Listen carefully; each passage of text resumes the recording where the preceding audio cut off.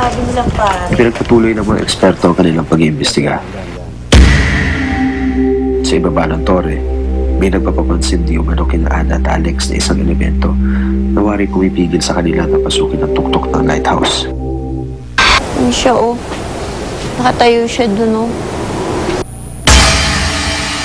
Parang sinasabi niya, huwag natin pasukin yung lugar na yun.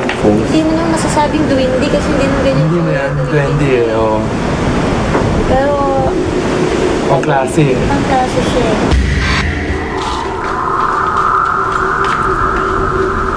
Sunod naman na pinasok ng dalawa ang museum ng lighthouse.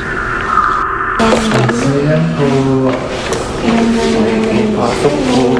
Pagkipasok lang, ha? Huwag ka daw hihipo, ah. Ayaw ng matanda nagugulo yung mga inayos niya.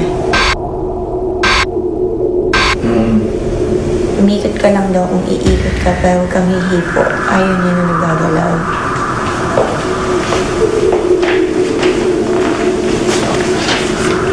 Yung bata sumusunod sa'yo, Kuya Alex. Alam ko.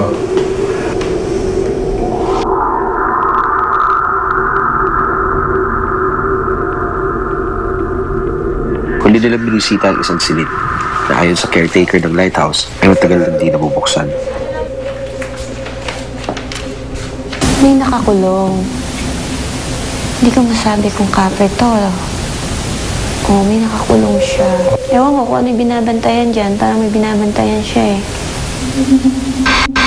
Nandun siya palagi sa gawin doon. Halos pareho na sa isang kwartong. Mga dokumento na binabantayan eh. Ang dami pa siguro dito mga artifacts na hindi pa masyado na ilalabas na pag-aaralan. Mga antique na papeles, yung ganyan. May sikreto ang lighthouse na ito eh. Meron. Sa huling silid, tila pinakikiramdam ang mabuti ni Alex kung ano ang nasa loob nito. Parang naman parang may umiiyak. Oo. Nagkakagulo sila. Matapos libutin ang loob ng lighthouse, sinabi ni na Alex at Ana na wala raw dapat katakutan sa loob ng gusali. Ngunit sa labas ng bakod, may malakas na nagpaparamdam. Sa tingin ko, meron nakalibing dito eh. Hindi ko alam kung paano o saan.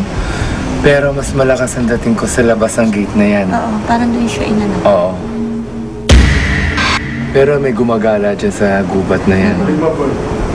Nangaakit sila. Oo, ganda eh. Kasi dito, pag paano mo pa Pero, sa gate, pero ang problema, pag nangaakit sila, hindi mo lang. mag-ingat ka. Kung makakalabas ka, kung makakabalik ka. Oo. Yun nga lang. May issue yun eh.